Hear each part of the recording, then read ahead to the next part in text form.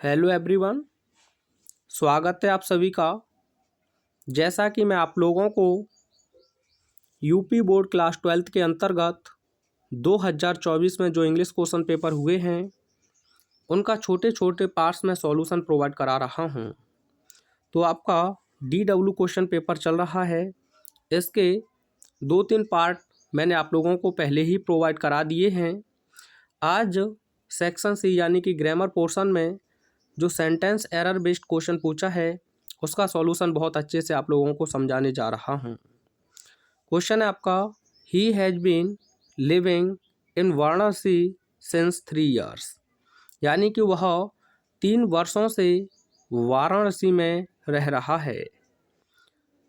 Which word is an error in the sentence, यानी कि है जो वाक्य दिया है इस वाक्य के कौन से शब्द में एक गलती है। फर्स्ट ऑप्शन है आपका ईयर्स। क्या ईयर्स में गलती है? तो आप कहेंगे सर इसमें कोई भी गलती नहीं है। क्यों? क्योंकि 3 यहाँ प्लूरल है और इसके बाद में प्लूरल नाउन आना है।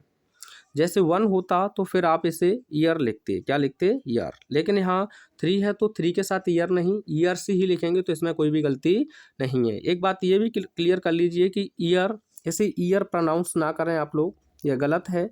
सही क्या होगा? तो आप कहेंगे सर या तो इसे ईयर कह सकते हैं या फिर ईयर कह सकते हैं। ठीक है, ये आपको प्रोनाउंस करना है। ईयर्स गलत होता है आपका। बात क्लियर है यहाँ तक? सेकंड ऑप्शन है, क्या हैज में गलती है? तो आप कहेंगे बिल्कुल सर इसमें कोई भी गलती नहीं है, क्योंकि ही अपने आप में सिंगुलर है और उसके साथ में सिंगुलर ही हेल्पिंग वर्ब का हम प्रयोग करते हैं। अगर यहाँ प्लूरल सब्जेक्ट होता, जैसे आई है, आई के साथ भी आप प्लूरल हेल्पिंग वर्ब का ही यूज करते हैं, तो आई हैव होता। ठीक है, अगर मैं बात करूँ दे होता, ठीक है, यू होता या फिर वी होता, तो इनके साथ में क्या लगाते आप? प्लूरल हेल्पिंग वर्ब यानी कि हैव। तो इसमें कोई भी गलती नहीं है।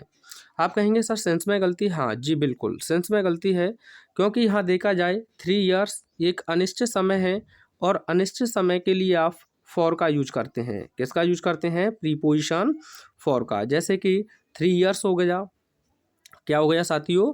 3 ईयर्स हो गया, 2 डेज हो गया, 2 डेज, 4 डेज, कुछ भी हो, अनिश्चित हो आपका।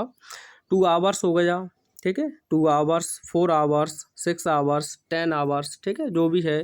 2 मंथ्स, 2 ईयर्स, तो ये इनके साथ आप किसका यूज करेंगे? फॉर का यूज करेंगे। अगर ये होता लास्ट नाइट, क्या होता? लास्ट नाइट, या फिर होता लास्ट 3 ईयर्स, तो फिर आप सेंस का प्रयोग करते। किसका प्रयोग करते साथियों? सेंस का। तो यहाँ इसी में गलती है, 3 में कोई भी गलती नहीं है। तो आपका सही ऑप्शन क्या है? सेंस, क्योंकि उसने गलत पूछा है और हमारा जो गलत है वही हमारे लिए सही है, तो यहाँ सेंस आपका बिल्कुल सही है। एक क्वेश्चन और बताएंगे, ये भी पूछा गया है आपसे। ही इज, मैंने कहा he is living, he is living in Delhi since 2019। बताइए इसमें क्या गलती है? तो आप कहेंगे सर यहाँ देखा जाए तो सेंस में तो कोई गलती नहीं है, क्योंकि 2019 आपने बिल्कुल सन एक्यूट दी है, क्योंकि 2018 के बाद ही 2019 आएगा।